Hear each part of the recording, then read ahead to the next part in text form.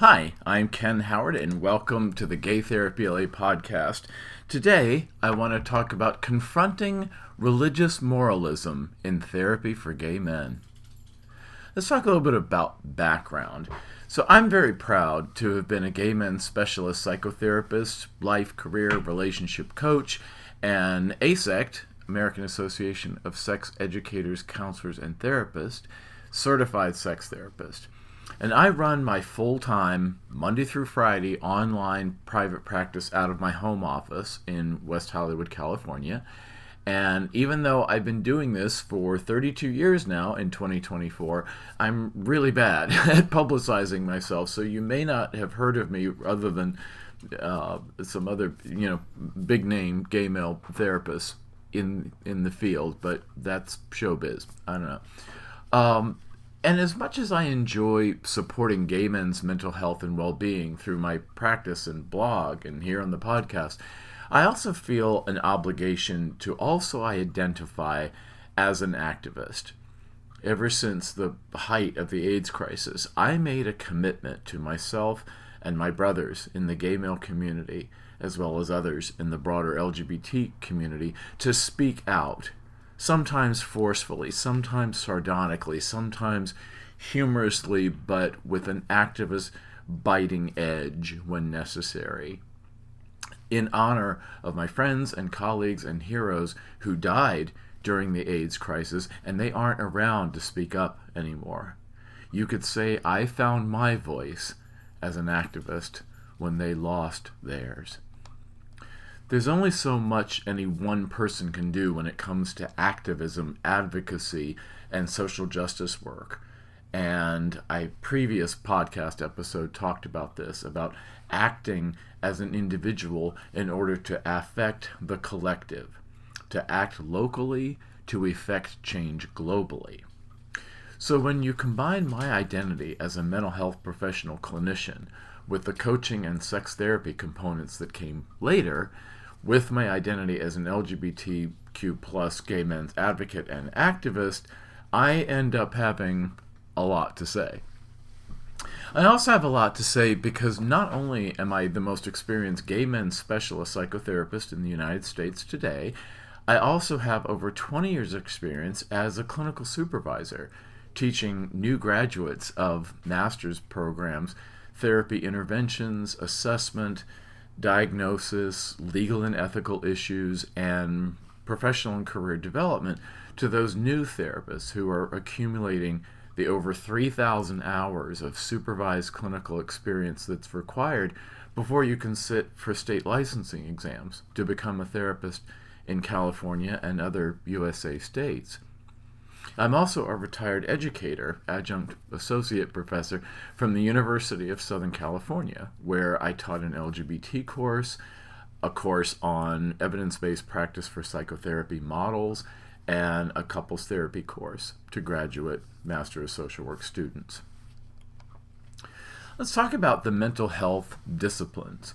So clinical social workers like me, as opposed to most psychologists, have a greater emphasis on their clinical work at the individual, small group, and large system levels, what we call the micro, the meso, and the macro, being in the context of working for social justice, with the idea that social workers are the agents of social change. And this takes into consideration the cultural context and the cultural competency that it takes to work with our clients, who are very diverse. In Los Angeles, I work with gay men as my focus, which some people said, ooh, narrow. But as one graduate advisor said, which I'm still bitter about. Anyway, but that's where the similarity ends. It's different nationalities and ages and races and shapes and sizes. And now with my international coaching work, all the continents of the world at this point. So even though I work exclusively with gay men, with some rare exceptions, I still see a great variety of people, mostly in California, where I'm licensed to practice psychotherapy, but really all over. So when I look at the current state of psychotherapy and other professional mental health services delivery systems across the state or the country or the world, I have a lot to say. And perhaps the biggest frustration I have when I look at how mental health services in general and psychotherapy services in particular are delivered to the public, I see way too much influence that religious bias has in therapy. When therapy is a secular science like medicine or chemistry or physics or astronomy or mathematics. I cringe when I hear about Christian counselors because I see this not as an attempt to really help clients in need, but to help clients in need with an agenda of proselytizing to promote a social and legal, as in black letter law of the land, conservative Christian point of view, which usually includes support as the outer shell or clothing for the Trojan horse of some pretty dangerous bigotry, especially against women and LGBT people, but also against immigrants and others. I see Christian counselors as being zealots who are not content to practice their religion in private or in groups of like-minded people, but trying to split the difference between a secular science like mental health and psychology and psychiatry and their identity as a true believer, devotee, and adherent to a very specific and very limited worldview that conservative Christians have. The liberal Christian counselors, although they exist, I find to be very rare. Most Christian counselors that are around are associated with conservative churches, conservative dogma, and a very aggressive mission to promote a conservative Christian worldview, a theocracy on their clients, and everyone in their sphere of influence, regardless of what their client is going through. I've often said, what is a Christian appendectomy? Meaning that if medicine and surgery is about body systems, chemistry, anatomy, pathology, and so on, so is mental health. An appendectomy doesn't change based on what religion you are, and neither should cognitive behavioral therapy for a major depressive disorder either. While helping a client rally their strengths as part of treatment is customary, and this can include their spirituality as a positive internal, their faith, their religion, their belief, and external, their church and their pastor and their community and their peers, can aid in overall mental health and well-being, so can anything a client finds empowering or supportive or comforting or amusing or distracting, like watching their favorite TV show, but we don't have TV counselors. Although my clients would be the first ones to say I make a lot of television history references in my sessions with clients, especially from gay iconic shows like The Golden Girls or Bewitched or something. But the reason I'm not a fan of Christian counseling or any of the therapy and counseling opportunity that's in an organized religious context is because it creates a dichotomy or a split focus between the mission of helping the client and the forwarding of a social and cultural crusade to have society be a certain way, which in their worldview is correct and right and righteous, and all other opinions or beliefs or practices and ways of life are sinful or declared otherwise illegitimate. And when gay men seek therapy, just like any other client, and they are confronted with finding therapy and a therapist who is contaminated with religious moralism, however subtle, and it's often very subtle, as I will explain, in their treatment, it's a problem. It undermines true progress and what can actually be done to help someone, and it can actually do more harm than good. When psychotherapists have the same Hippocratic oath that physicians do, that starts with first, do no harm. I spend a considerable portion of my clinical hours with gay male clients trying to undo the damage of some of these therapists that they've caused in their prior treatment. It's a lot to recover from, so much so that religious abuse recovery is a topic in therapy among therapists as a phenomenon to discuss, because religious abuse is so corrosive to the person and so unfortunately unwelcome and prevalent in our society. There can be religious moralism in law, too, such as conservative judges that we hear about in the news, or among physicians who refuse to treat certain types of patients, often illegally, who refuse to prescribe medications that they don't agree with in their personal religious moralism, regardless of the patient's needs, such as PrEP for gay men and others, or birth control pills or medical abortion medications for cisgender women. Some religious moralist physicians won't even treat someone with an STD or an STI or HIV because they can't in good faith treat someone to mitigate or cure something that they believe the patient should suffer with in the first place, because it's payback for the wages of sin that they brought on themselves, in their view. The state of Tennessee is exactly such a place where this is legal. The black letter law of the land, and other states either have or are trying to have laws that allow religious moralism of the provider to be held in greater importance than healthcare services delivery to those in need, especially and most specifically LGBT people. And it's a toss-up on whether gay men or trans women get the bigger brunt of that. It used to be gay men. Nowadays, it's more often trans women. But even single women seeking birth control or abortion are targeted socially and legally in the current political conservative climate. And that's a problem because it impedes the access to competent and compassionate and effective care that people have a human right to receive.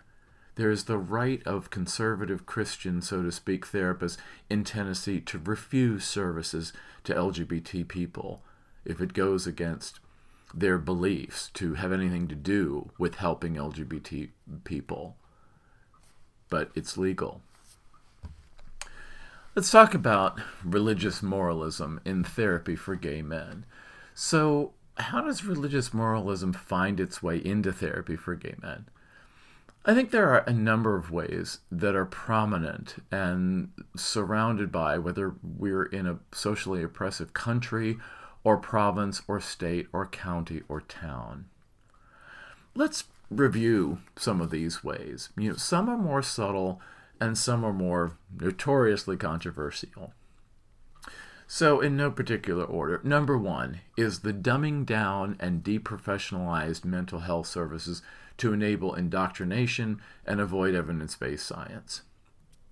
So in this practice, therapy settings such as clinics, hospitals, community mental health centers, public city or county clinics, and certainly in faith-based organizations, meaning churches and synagogues, I have observed that the administration here likes to not hire educated professionals with graduate degrees and professional clinical licenses if they can get by with either paraprofessionals who've had a little bit of training or outright amateurs who align with anti-LGBT values instead. For example, Florida recently had a movement to replace professional school counselors with chaplains, whether they had a mental health training background or not, and certainly not licensure. They wanted to save money by hiring basically amateur religious people as chaplains rather than the relatively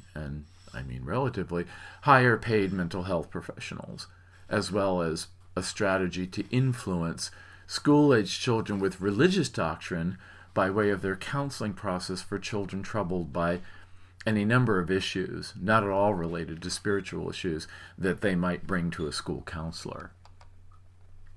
I worked at a psychiatric hospital just after I graduated from USC that tried to increase its profits, or the equivalent in its highly questionable not-for-profit hospital model, by hiring barely high school graduates to run therapy groups for psychiatric patients in a partial hospitalization weekday program for people with chronic mental illness. And there were groups running all day long. Inevitably, these lesser-trained non-professionals were more concerned with spiritual perspectives than scientific, psychological, or psychiatric ones that they didn't have any training in, just maybe an interest in. Religious conservatives as a group do not like credentialed, mainstream mental health professionals because we assert the ethics of equal human rights and legal opportunities for all people. And we tend to de-emphasize the role of God or Jesus or Mary or whoever in a person's overall recovery from a psychiatric mental health or personal crisis, except to the extent of supporting a client's use of whatever spiritual practice as a solace or a coping mechanism, although not the expense of taking formal secular psychotherapy and evidence-based prescription medications that are known to widely treat different psychiatric diagnoses. And just like you can't pray away the gay, you can't pray away the bipolar disorder either, among all the other psychiatric diagnoses.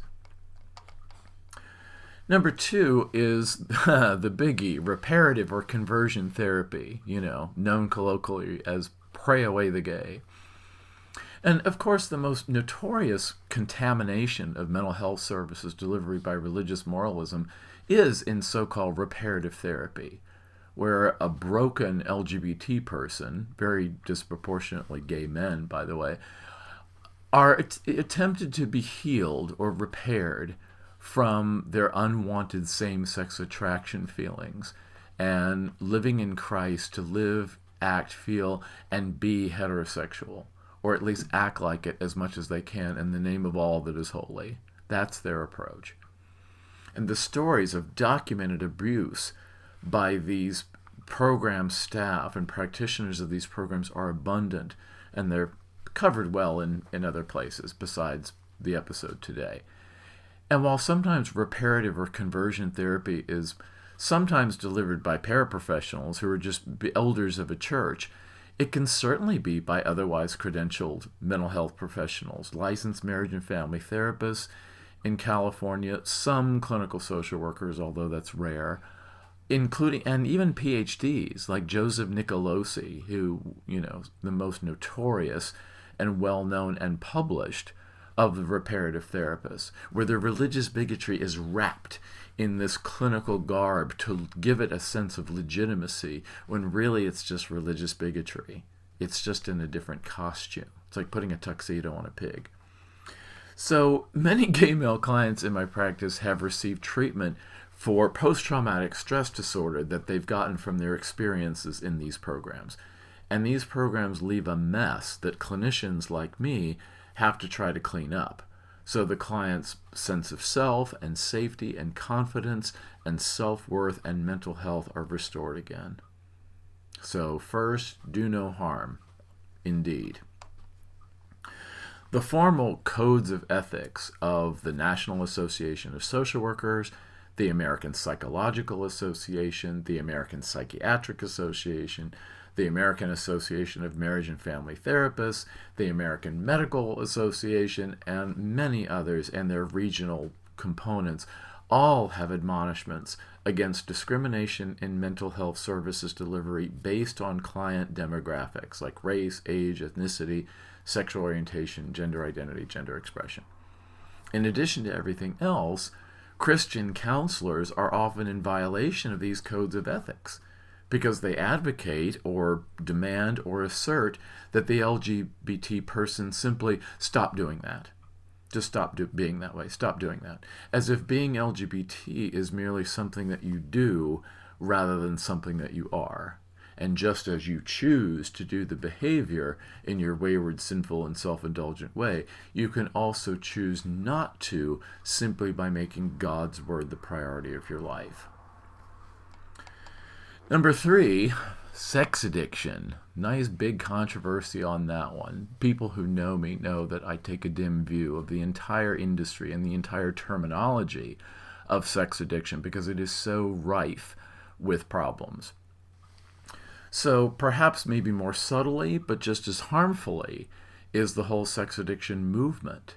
And much has been written on this. Probably the best materials are the book, The Myth of Sex Addiction by Dr. David Ley, who was a guest on a previous episode of this show, and the books and essays by Dr. Marty Klein, who often confronts conservative America's problematic views on sex and sexual ignorance. Sex addiction, remember, is not a formal diagnosis in either the DSM-5 in the United States, the Diagnostic and Statistical Manual of Mental Disorders, as determined by these professional committees of the American Psychiatric Association, or the ICD-11, the International Classification of Diseases, for a worldwide classification of psychiatric disorders. mostly due to its lack of consistent diagnostic criteria. They can't decide objectively what is a sex addict, what constitutes that. They can't get a consensus on a diagnostic criteria. And a lack of scientific evidence for either its diagnosis or its treatment. Gay men are very much disproportionately diagnosed or labeled by unscrupulous clinicians as sex addicts, because if sex is bad, gay sex is even worse. And if infrequent or vanilla gay sex is bad, frequent or kinky gay sex is even worse.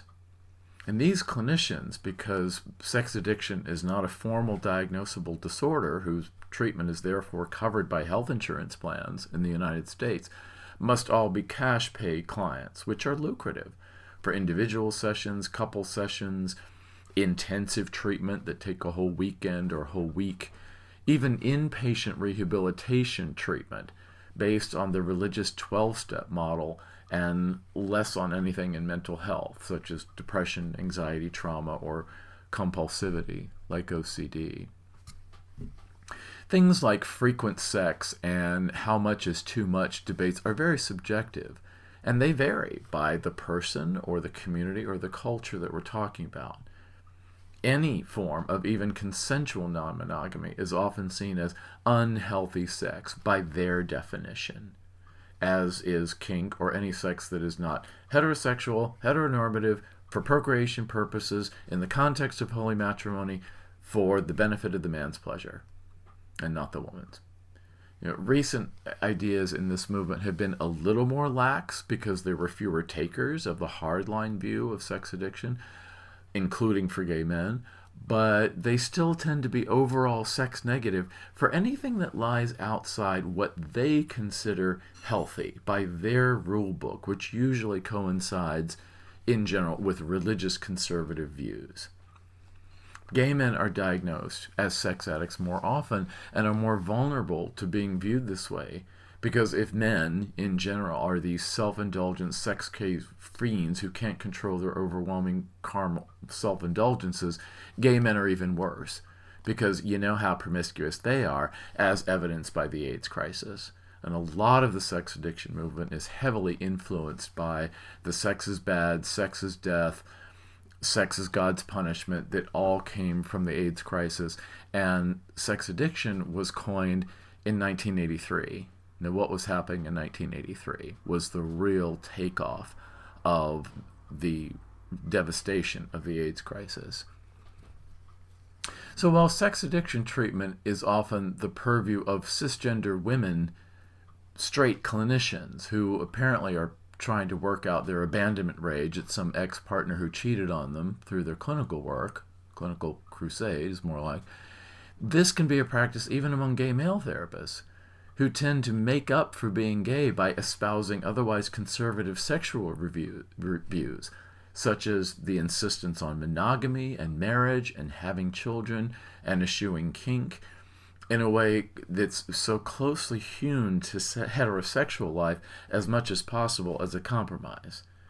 It's also a way for new clinicians, straight and gay, to build a commercial caseload quickly, as it is lucrative, especially with spouses who demand that their partner undergo expensive sex addiction treatment or an expensive divorce. Their choice.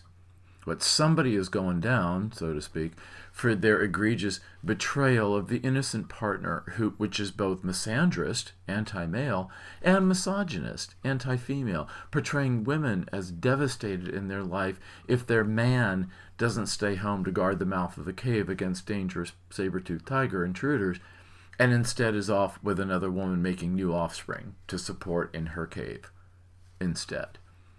So this begs the question of what people, especially gay men, do when they feel that their day-to-day sexual behavior is not congruent with what they want to be doing, whether it's more infrequent sex or sex only with their partner or spouse, or non-kink sex or safer sex, such as, avoiding a lewd conduct arrest for having sex in a public place from an undercover cop, like the George Michael story in Beverly Hills, or more enjoyable sex that doesn't feel driven by a sense of compulsivity or a perceived lack of control.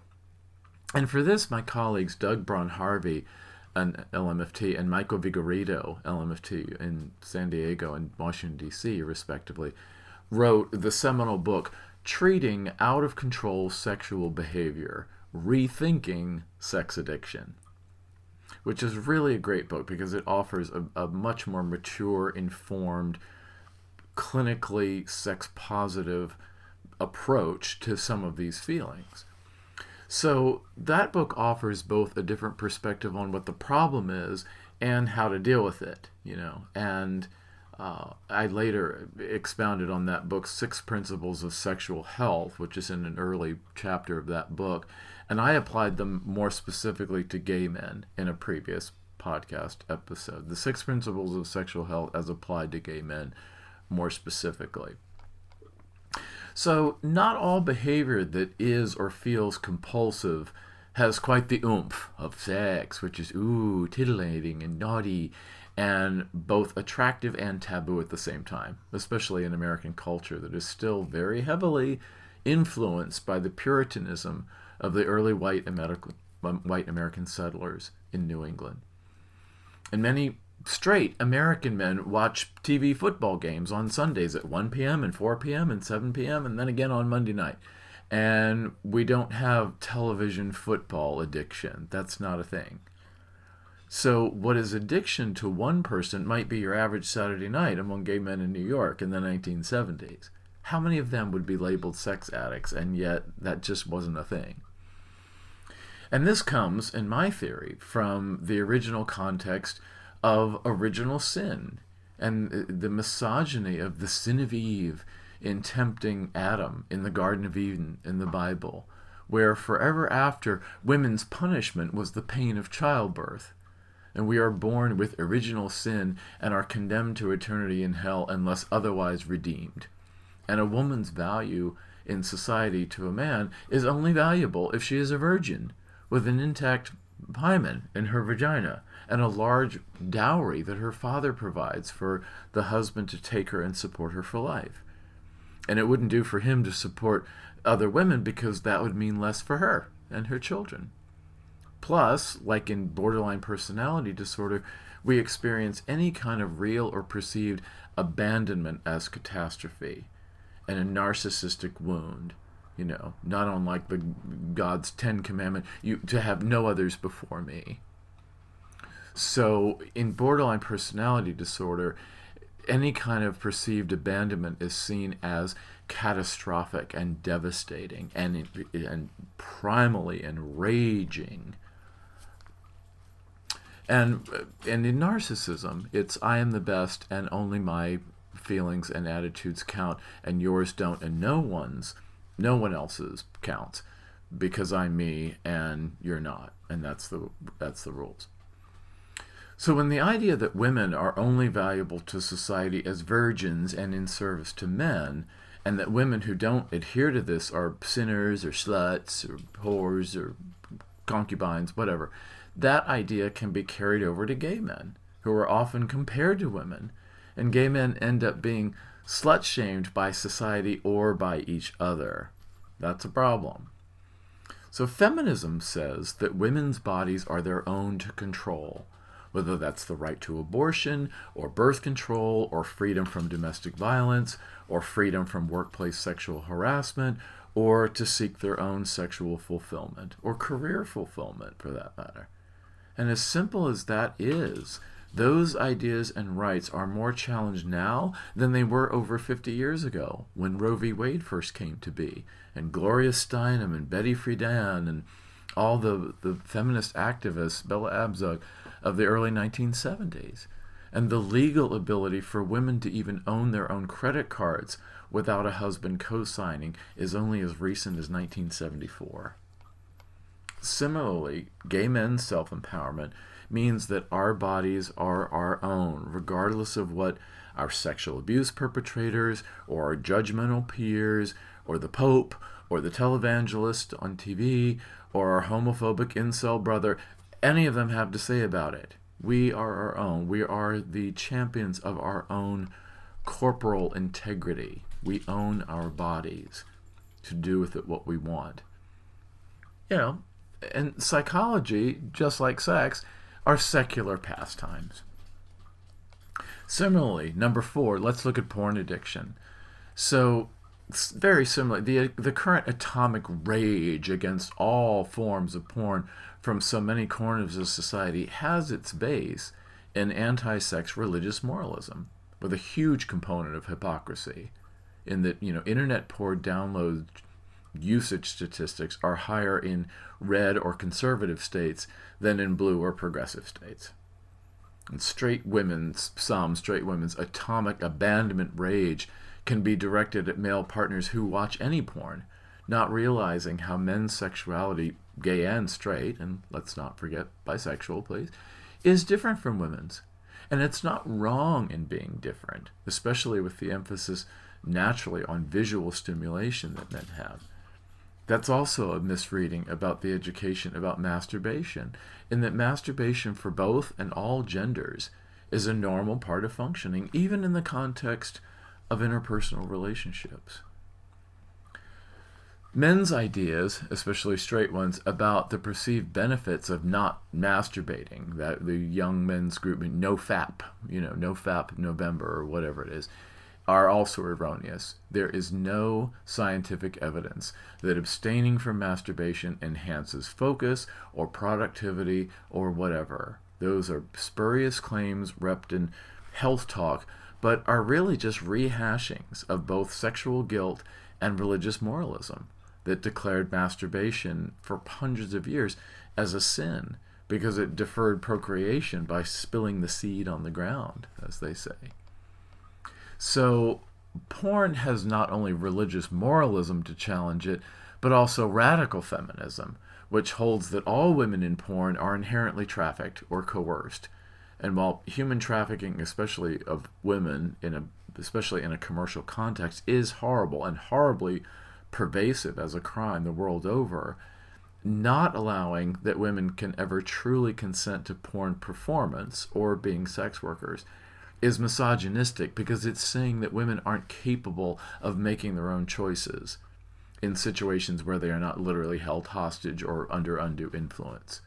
Usually by male perpetrators, pimps or human traffickers, but occasionally by female perpetrators, such as the convicted abuser Ghislaine Maxwell, who's now serving prison time in the United States for the abuse and trafficking of underage girls, in cahoots with the late Jeffrey Epstein, a great scandal of political figures and movie stars and royalty who were all after the fetish of interest of underage girls and had the wealth to access it and cover it up. So the use of porn in healthy ways has been discussed in another book by Dr. David Ley called Ethical Porn for Dicks, which has a somewhat straight emphasis. But the gay men's relationship to porn is generally seen as more lax, and certainly with the democratization of gay porn through OnlyFans or Just for Fans and the other platforms, which is an opportunity for exhibitionistic sexual expression or peer validation, and of course lucrative economics for many. Some of my clients have made fortunes on OnlyFans, and that's in addition to having Fortune 500 white-collar jobs. So where the radical feminism and the religious right hypocritically converge is where there's a mythic disorder like porn addiction, and it's just not a thing. Even therapists who don't claim, keyword, to be acting out of religious moralism often challenge the use of porn. But the antipathy towards porn wouldn't be there without a foundation of religious moralism, especially against masturbation. And it's especially insidious when supposedly non-religious therapists are actually, perhaps unconsciously, influenced by religious moralism biases. They might even be relatively pro-gay, but they're often against non-monogamy, even consensual non-monogamy, or polyamory or kink play, and any use of porn, as if a religious moralistic conservative view was the mainstream secular clinical view of healthy behavior, which it's not. Religious moralism behavior in mental health and psychology is not considered normal. It's what they consider normal, but it's not the reality of the human experience and the diversity of human sexual expression. So number 5, religious moralism in recreational drugs. So religious moralism affects gay men not just in sexual ways, but in cases like recreational drugs and the use of alcohol. In modern times, we see addictions to truly physically addictive substances as a science.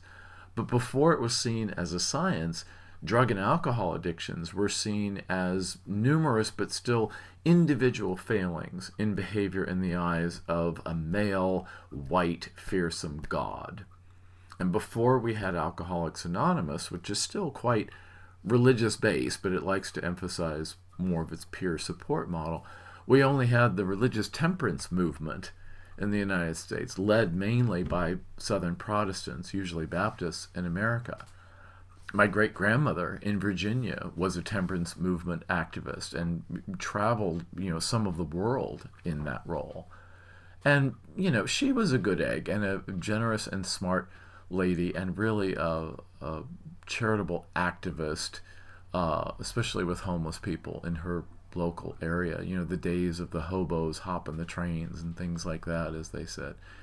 And she was well ahead of her time, as a mother and a wife and an activist all at the same time. We're talking early 20th century here. So gay men who are either still in or left 12-step programs often complain to me about its religiosity when it speaks of getting right with God, or, God shot, and something good happens, or claiming to be non-denominational, but still reciting the very Christian Lord's Prayer as part of meeting tradition. Gay men who have been abused by religion chafe at religiosity anywhere, especially feeling judged by their peers for relapsing. Ooh, girl, here she is again as a newcomer, in the bad 12-step rooms. The good 12-step rooms are much better. They're much more open about your spiritual beliefs. They're much more mutually supportive. They're social. They're gay affirmative. There's some great ones. And I've worked with guys who've been in the bad ones and the good ones, sometimes in the same city, just different nights of the week. So too often, conservative therapists, and there are conservative versus liberal therapists, that's something that I have talked about that most people don't, is that we do have the liberal therapist and the conservative therapist in terms of how they practice.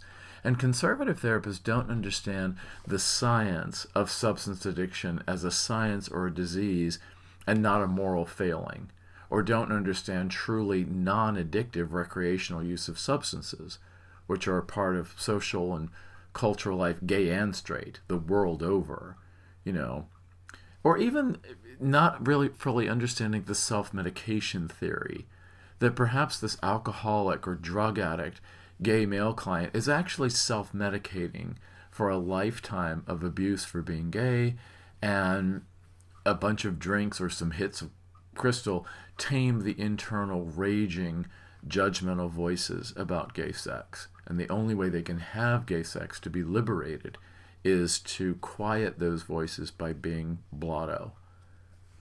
So more therapists today allow for recreational use of marijuana, perhaps carefully assessed as to its impact on the client and possibly others. But there was a time, even around the time of my training, where if a client reported that he used marijuana, we would put that on a list of problems, that he's abusing the cannabis.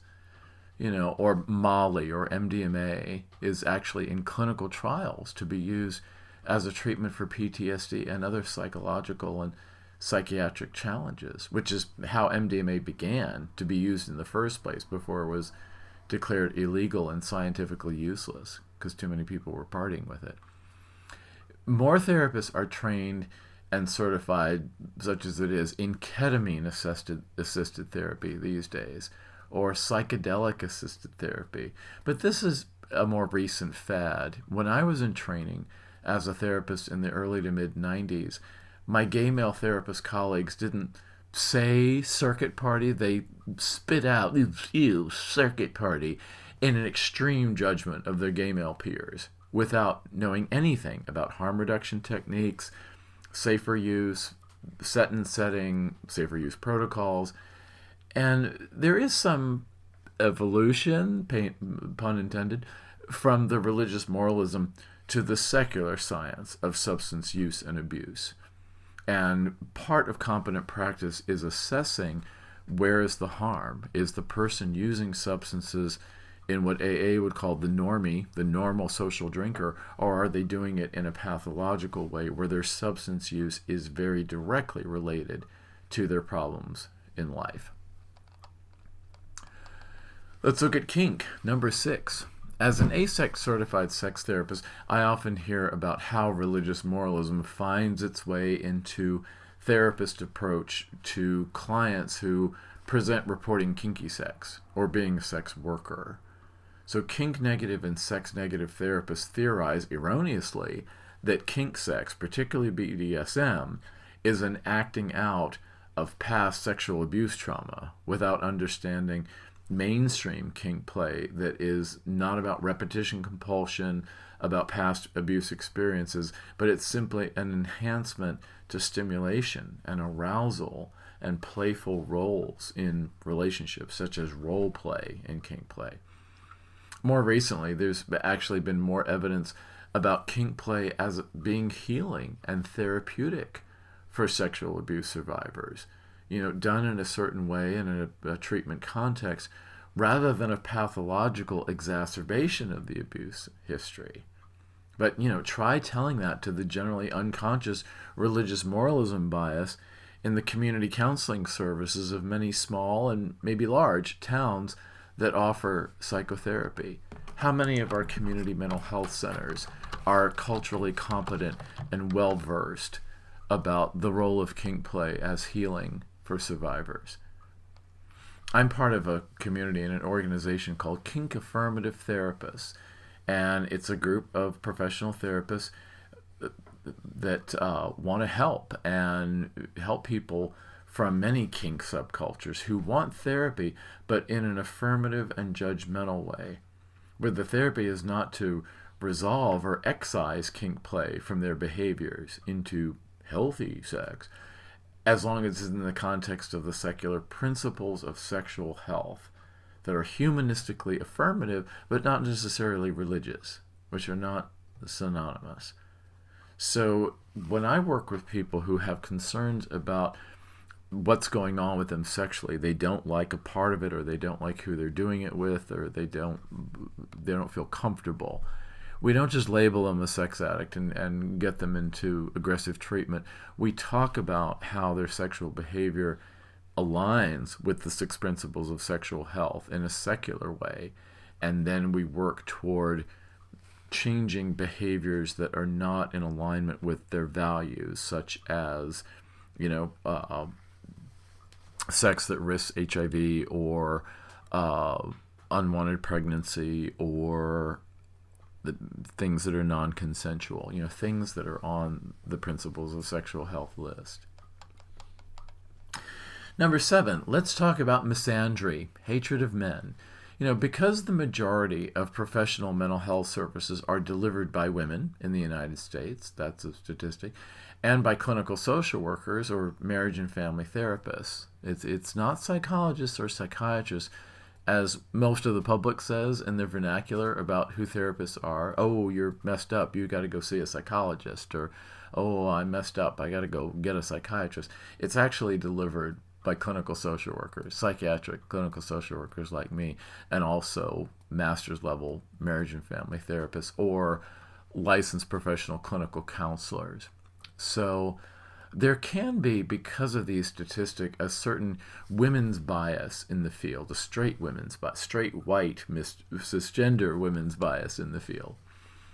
So generally, this ends up with a situation where what is anathema to women overall is anathema to therapists overall, such as the use of porn, non-monogamy, disbelieving that it is ever consensual, kink play, multiple partners, polyamory, or at times even LGBT. So when men in general, and gay men in particular, are disproportionately labeled sex addicts and porn addicts by the mental health industry, that's not science, that's misandry. So men's, gay and straight, psychological makeup, approach to sexuality, and certainly emotional and interpersonal needs that differ in general from women's needs in general are seen as either non-existent or not legitimate or not important and not worthy of attention and validation. And that is why in general, men in general and gay men in particular are underserved. They're an underserved population as the consumers of mental health professional services. And men's specialist therapists, especially gay men's specialist therapists like myself, are in short supply outside of some very concentrated areas where there is a supply that actually outweighs demand, such as in West Los Angeles or West Hollywood or Beverly Hills, and some might say Manhattan. But outside of these enclaves where gay men in general and gay male therapists in particular converge, the population is underserved, particularly in rural areas. But it can also be, big cities can lack sufficient gay male affirmative psychotherapists. So the mental health field would do well to just acknowledge and understand and apply to practice how men's needs in therapy differ largely from women's, and straight differs from gay.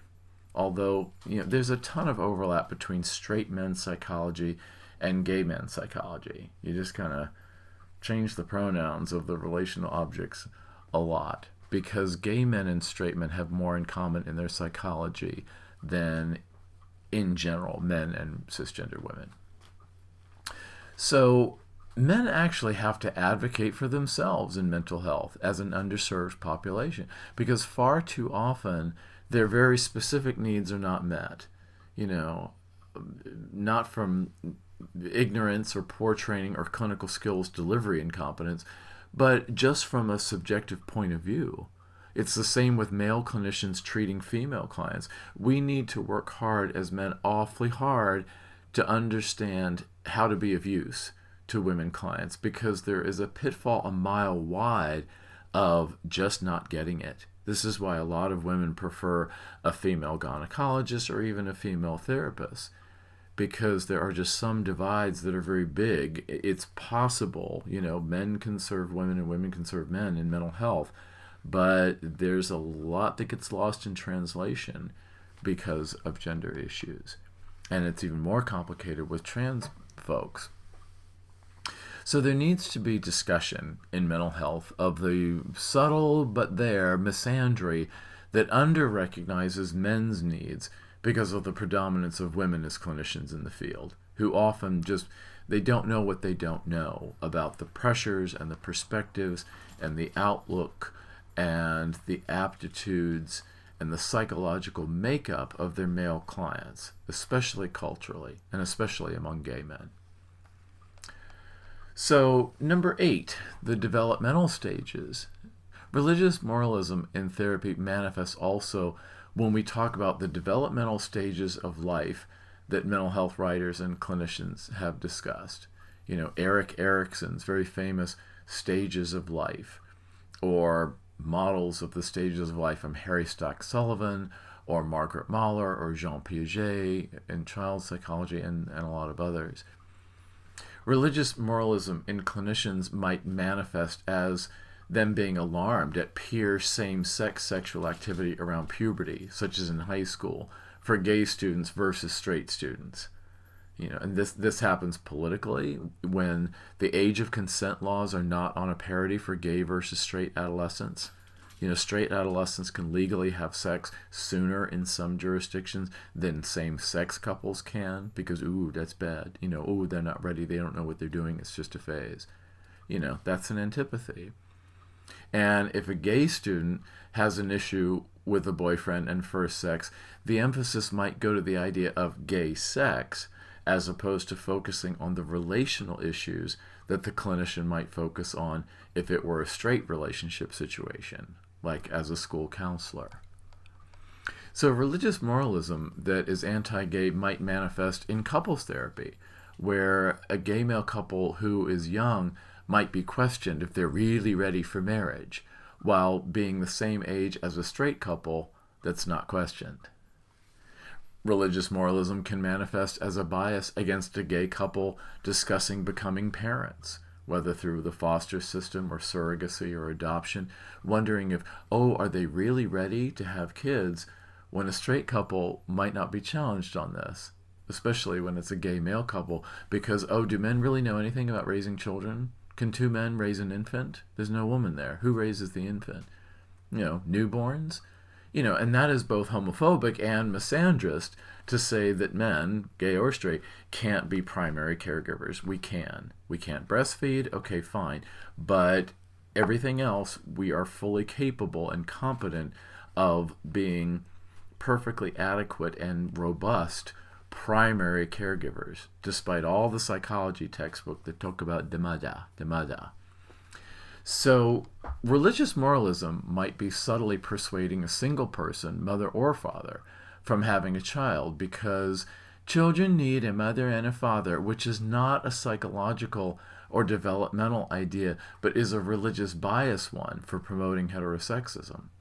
Children do just fine with same-sex male couples, same-sex female couples, or single male or female parents if the child's needs are being met. Saying that children need a mother and a father for healthy development is not sound psychology. That's just bigotry. It's heterosexism as a social idea, a religious moralistic idea, to not challenge the status quo or the biblical tradition or the conservative definition of a family. Religious moralism might lead an elementary school counselor to ask little Billy if he has a girlfriend in class, but to never ask if little Billy, age 7, has a boyfriend. Did I say boyfriend? What I mean is that, they'll ask little Billy if he has a girlfriend, but they'll never ask little Billy, age 7, if he has a boyfriend in class. Which is not only heterosexist, as informed by religious moralism, but also creepy to sexualize children of any gender in a way that is imposed, like things like dating or romance. So, I see these greeting cards, in CVS or the drugstore with the photo of the two-year-old girl and the 2-year-old boy kissing on the front stoop of a house. And I pick it up and I turn around and hide it in the card display behind the envelopes because we do not need to be culturally sexualizing children that way. But then, religious conservatives scream that a man in a costume, like a drag queen, or kids reading Heather Has Two Mommies in a school library is grooming children for sexual abuse. So let's fight the real enemy, please. Sexual abuse is a huge problem. A lot of my clients are survivors of it, or sexual assault, but it's not from drag queens, and it's not from trans people. It's from oftentimes clergy and Republican politicians and actually police officers.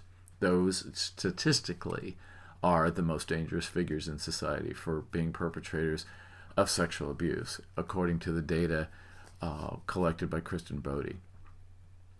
So religious moralism also manifests when anyone, teachers, parents, therapists, act their gender role enforcement rage. Now that's a previous podcast episode about gay men and gender role enforcement rage, which has its basis in religion, as in the binary that God made man and woman, male and female, Adam and Eve, not Adam and Steve. Anytime you see adults becoming enraged, which it is, at gender non-conforming behavior in their mind, it has its roots in religious moralism and the heterosexist notion of procreation in the name of God, which is why religious conservatives hate LGBT people or women in traditionally masculine professionals, or men as single parents, because their religious conservatism and gender role stereotypes are entwined, and it is their duty before God to punish all those who don't comply with ordained gender role stereotypes. The gay and lesbian citizens of Gilead in The Handmaid's Tale, the book, and the television series about the dystopian fascist theocracy, they were executed by the state as gender traitors. Gender traitors who failed to appropriately procreate if they physically could. the deliberately childless, as one very conservative congressman said a few years ago, as if being deliberately childless, even in a straight couple, was a sin and against the state. Let's talk about straight versus gay therapists. So while everyone in the LGBT community can be grateful for the support from our straight allies, there's a lot of them. When it comes to therapists, the situation is often not ideal. Many straight but well-meaning therapists just don't know what they don't know about LGBT people, whether it's in the vocabulary or the vernacular or cultural practices or pastimes or rewards or challenges or affinities or preferences, personality, interpersonal dynamics, group dynamics, and whether that's professionally or socially or domestically or sexually. They often try to be hip, but superficially, as not to appear bigoted, which they sincerely do not want to be. They don't want to be bigoted or even come across as that, but they often lack the opportunity, or they don't seek it out, I'm not sure which, about what they don't know. And it's a lot. And it's constant with my therapy clients.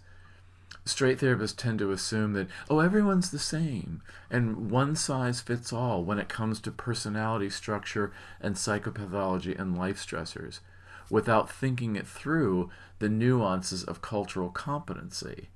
And without more cultural competency, very specifically, not only just LGBT, but with gay men in particular, then they can appear naive or dismissive and kind of not get it.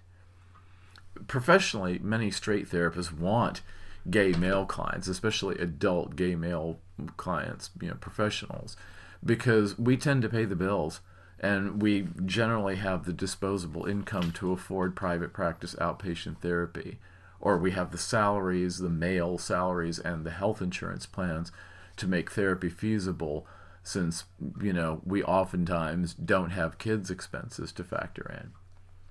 Perhaps even worse, there can be a certain, what we call carpetbagging presumptuousness. Carpetbagging was the term from Northerners after the Civil War coming down to the South and trying to take advantage of the war-torn area and clean up with their business by exploiting Southerners affected by the war. And there's a certain presumptuous where if a therapist is effective with many or most straight clients, it automatically translates into success with the well-behaved and lucrative gay clients, whom they can superficially or even condescendingly be charmed by, like the client as the gay BFF. The biggest mistake I hear about with straight therapists is in tossing around to be hip with the LGBT community without realizing that's an awfully big group whose psychological culture one seeks to master. That's not one group. Look at the letters: lesbians, gay men, bisexual women, bisexual transfeminine, bisexual transmasculine, bisexual non-binary, hetero-transfeminine, hetero-transmasculine, queer, questioning, intersex, pansexual, asexual, and then they think they're ready for anything, including clinical presenting issues on top of it, these people have, because they've had one 8-hour seminar on working effectively as a therapist with the LGBT community. Gotcha. Bazinga.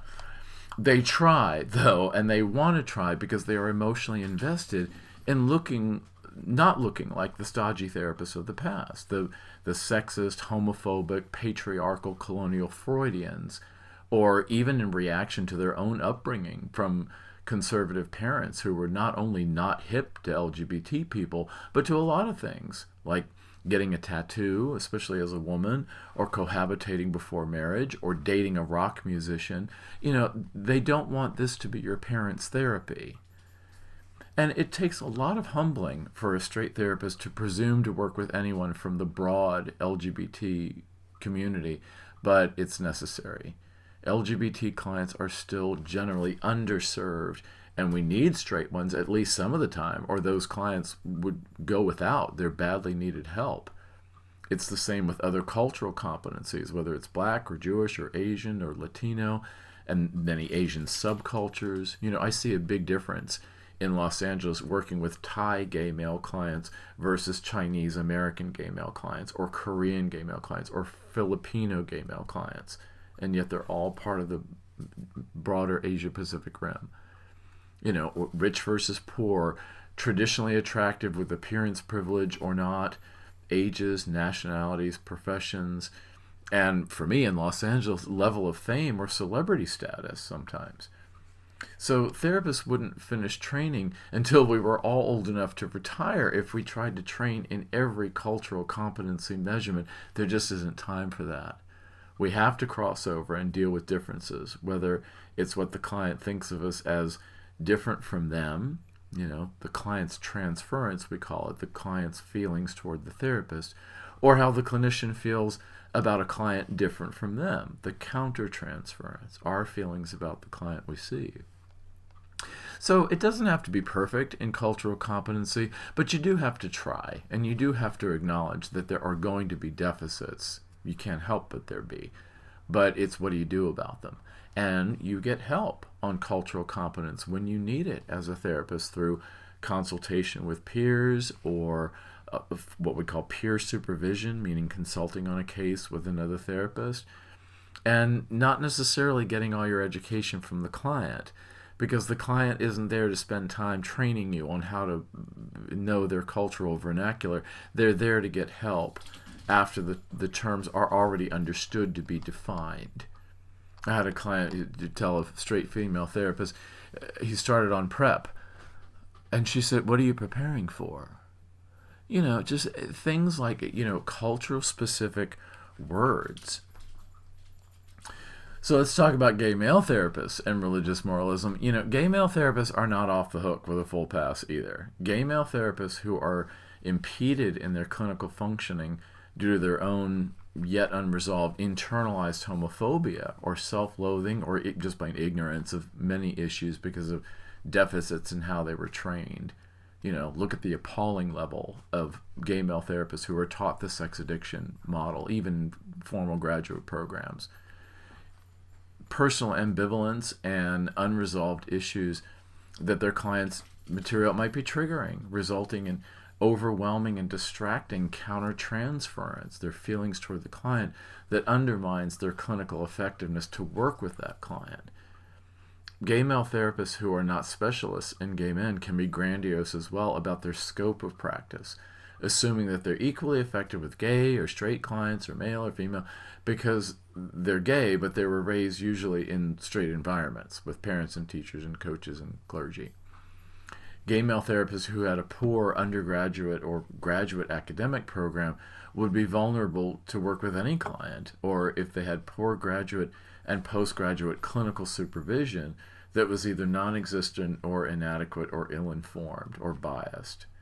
So gay male therapists need a lot of peer support as well, not only for clinical issues and the complications from under or over identifying with the clients they see, or even the small town dual relationship risk where, okay, your client dated your ex 10 years ago. It's close quarters because it's just a small town. But also for business issues, sorting out healthy collaboration from toxic competition. Anyone who's ever seen RuPaul's Drag Race can attest that gay men can be a competitive bunch. We're not like a bunch of football players on a field kind of competitive, but we're competitive in more subtle ways. But it's still about kind of a very male jockeying for position or jockeying for dominance. So cultural issues can be intersectional because people of color can have religious moralism bias based on the dominant religious influence in their culture, such as Latino Catholics or Black Protestants or Asian Buddhists or Middle Eastern Muslims. The more complex the cultural influences, the more nuanced the difficulties can be, and yet we form productive, effective clinical relationships despite lots of differences.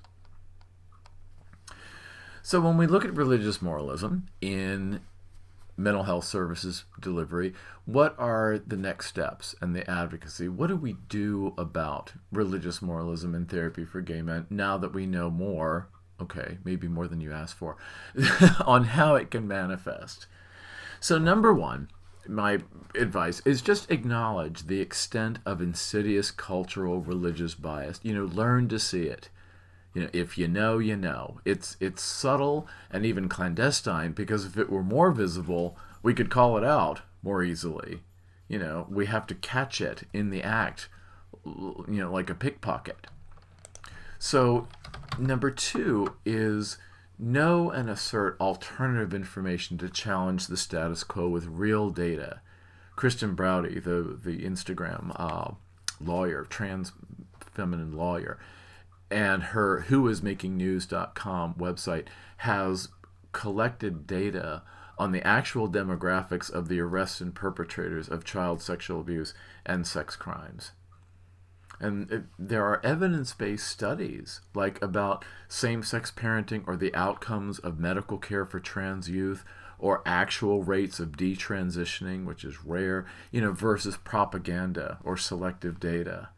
The religious right likes to take data and pick and choose and cherry pick and distort, trying to make their point, when actually, if you're a real consumer of academic literature, you can see how academic literature usually supports very progressive ideas, like the importance to mental health of providing medical care for trans youth, or the importance of not forcing a woman to have a baby, especially after a traumatic sexual assault or sexual abuse, but even just, not wanting another child for whatever reason and having an unwanted pregnancy. So we have to know and assert the information and say, actually, that's not true. Here's the real data. So number three is to validate individual and LGBT collective perspectives as legitimate social constructs in our history. Our social and legal rights, even if those rights were not formally recognized in history in much of the world, we are still here. We always have been. LGBTQ is not new. It's not Western, as some Middle Eastern countries and African countries have tried to assert. Oh, that's a Western idea. We don't have that here. Yes, you do. It's not aberrant. It's not like a mutation. Being LGBTQ is a part of every world culture, worldwide, through all history. And that's something that religious moralism really needs to get through its thick head. We should be way past this by now. Way past this. This stuff was going on, the fight for gay rights, when I was like 2 or 3 years old by the mid-60s. And, okay, I'm not 2 or 3 years old by now, right? So another way, number four, is to validate secular perspectives, period. And knowing how religiosity or conservative views permeate even in so-called secular spaces. You'd be surprised how much religious moralism there is in public schools, even though supposedly prayer is not allowed in schools. Look how many times it is. Coaches leading a prayer in the end zone before a football game in Texas. Or in civic governments. The federal government leads the opening of Congress each day with a prayer. They try and get some diversity, but come on, it's usually Christian. Or even in the workplace. There are subtle evidences of religious conservative influence in these otherwise neutral public spaces. So number five is be prepared and motivated to fight against the right's backlash from aggressive and toxic and theocratic religious moralism that's paraded around these days as, protection against some kind of phantom harm to women and children and families and school children. As if LGBT people were not part of American families or were not part of the student body of American public schools. We don't hatch and, fly here from Mars.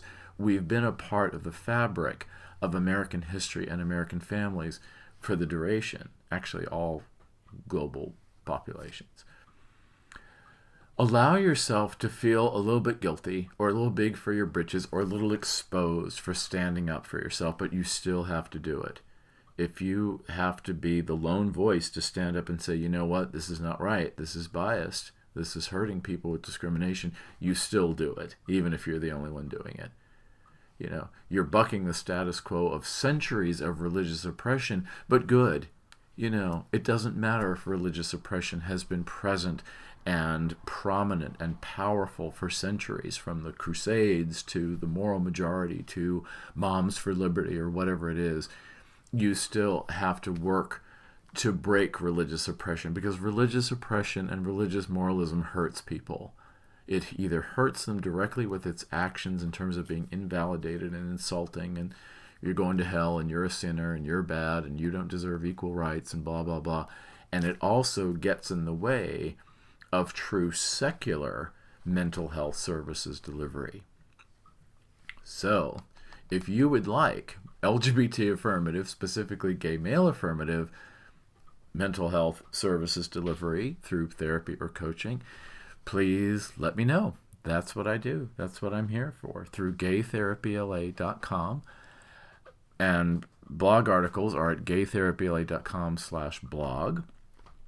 If you're interested in opening your own business, my new online course, Starting Your Own Business, A Guide for Gay Male Entrepreneurs, is on the Thinkific platform.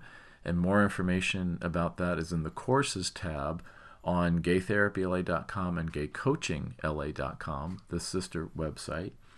And if you're interested in becoming a client, if you're in California, you can be a psychotherapy client where I'm licensed. And if you're somewhere else, you can be a coaching client anywhere in the world as an individual or a relationship or a polycule.